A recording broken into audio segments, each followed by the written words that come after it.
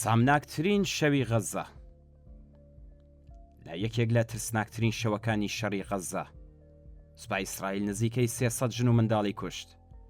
شەوی 17 بۆ 18 مارس ئیسرائیل ئاگربەستی کۆتایی پێهێنا و گەڕایەوە بۆ شەڕ. ئەم شەوە یەکێک لە ترسناکترین شەوەکان بوو کە غەزە بەخۆیەوە بینیوە.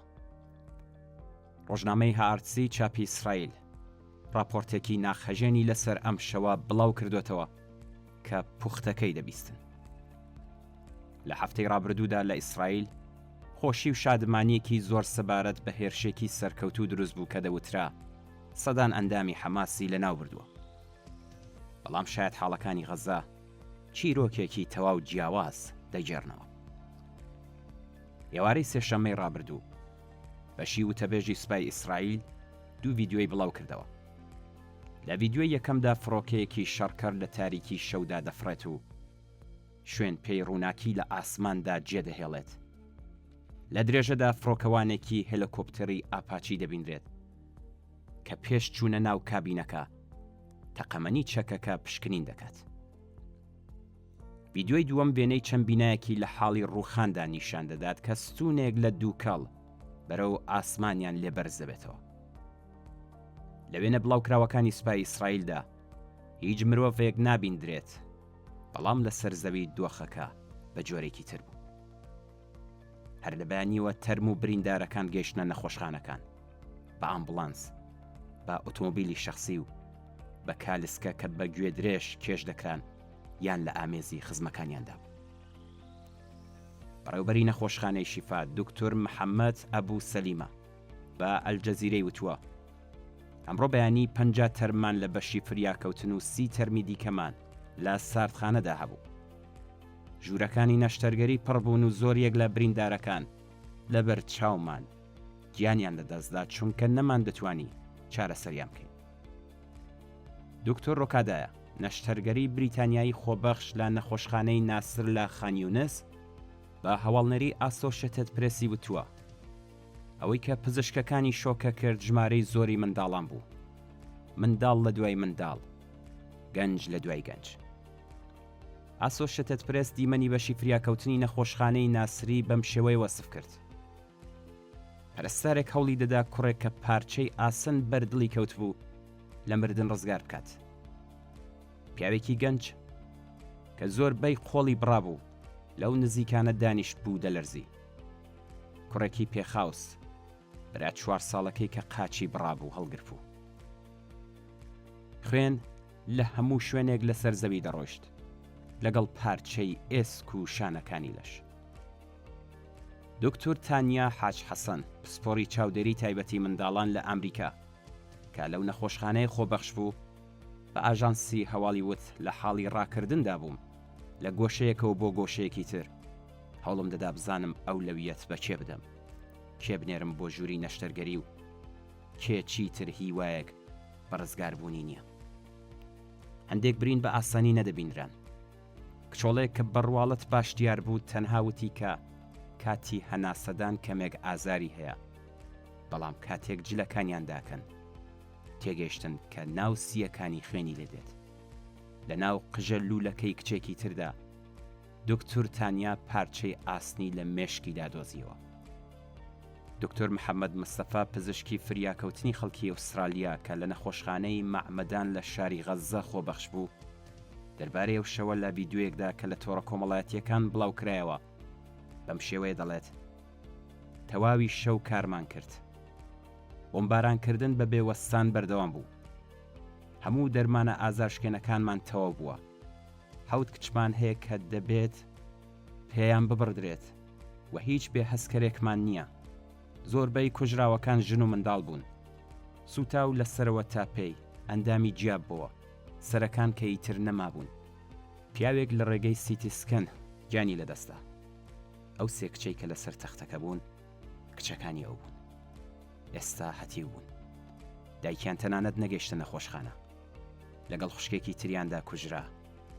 من پێشتر لێرە بووم بەڵام هەرگیز دۆخێکی ترسناکێکی وەک ئەم شەوەم نەبینیوە. هاوارەکان لە هەموو شوێنێک دەبیسترا. زیاتر لە هەفتەیەک دوای ئەم هێرشە ئاسمانیە کە ئاگربەستی دوومانگی لە کەرتی غەزا کۆتایی پێهێنا، ئێستا دەتوانرێت کەمێک لە تۆز و خۆڵی ئەو شەوە لا بدرێت. وەزارەتی تەندروستی فلەستین ڕایگەیاند کە لەم هێرشەدا 436 کەس کوژراون کە لە نێوانیاندا 183 منداڵ، 94 ژن و 34 بە ساڵاچووی سەرووی 65 ساڵ بوو. دەوترێت شەوی 17 تا 18 مارس یەکێک لە کوشەندەترین شەوەکانی ئەم شەڕە بووە. هێرشەکە لە کاتژمێر 2:20 بەرەبەیانی دەستی پێکرد. گێڕانەوەی دانیشتوانی ناوچەکە زۆر لێک دەچن. هەندێکیان تازە بۆ پارشەوی مانگی ڕەمەزان لە خەو هەستا بوون کە بۆمبەکان دەستیان کرد بە کەوتن و ترس سەر تاسەری کەرتی غەزەی داگرت. هێرشە ئاسمانیەکان بە هاوکات لە دەیان شوێن ئەنجام دران و دیار بوو کاتێکی زۆری نەخەیاند. هەرچەندە و ئیدعای کە لە میدیاکانی ئیسرائیل باسکرا و وترا هەموو ئۆپراسیۆنەکە تەنها دەخولەکی خەیاندووە، زۆر دوور لە ڕاستی دێتە بەرچاو. میدیاکانی ئیسرائیل ستایشی ئەم هێرشەیان کرد. ڕۆژنامەی مەعارف ئەوەی بە یەکێک لە گەورەترین ئۆپراسیۆنەکانی پێشدەستی لە مێژووی سەربازی ناوبرد. راپۆرتی ئەم ڕۆژنامەیە ئیدعای دەکرد زیاتر لە 300 تیرۆریست تەنها لە چەند خولەکێکدا کوژران و ئەمەش بە سایەی هاوکاری تایبەتی نێوان شین بێت واتە دەستگای ئاسایشی ناوخۆی ئیسرائیل و هێزی ئاسمانی بوو. ئەم ڕۆژنامەیە نووسی دوێنێ شەو نزیکەی 300 تیرۆریستی حەماس و جیهادی ئیسلامی کاتێک بۆمبەکانی هێزی ئاسمانی بە سەریاندا باری سەرسام بوون. ئۆپراسیۆنەکە بە تەواوی بێکەم و کوڕی بوو وە کاناڵی 12 ئیسرائیل لە تیترێکدا نووسی حەماس سەرسام بوو 400 شەڕکەر کوژران. بەڵام وا دیارە سوپا و شین بێت ئەم جارە سەرنجی خۆیان کەمتر لەسەر لەقی سەربازی حەماس و زیاتر لەسەر ئامانجا نافەرمی و سیاسیەکاندا نابوو. لەگەڵەوەشدا تا ئەمڕۆ سوپای ئیسرائیل تەنها ناوی 7 کەسی وەک ئامانجەکانی کوژرا و لەو شەوەدا ڕاگەیاندووە. جێگری وەزیری ناوخۆی حەماس مەحموود ئەبوو وەفا و سێ ئەندامی نووسینگەی سیاسی حەماس.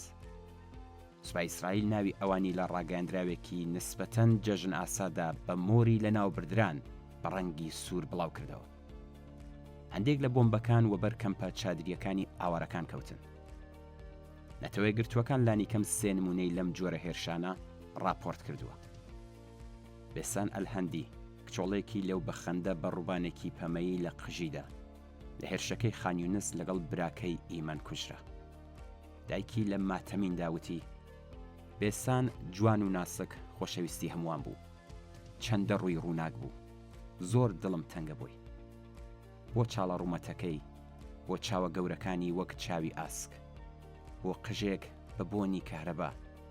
ئازیزی دڵم، لە خەودا وەرە سەردانم، تەنها بۆ نووسن هەوڵ دەدەم بەڵکو تۆ لە خەودا ببینم.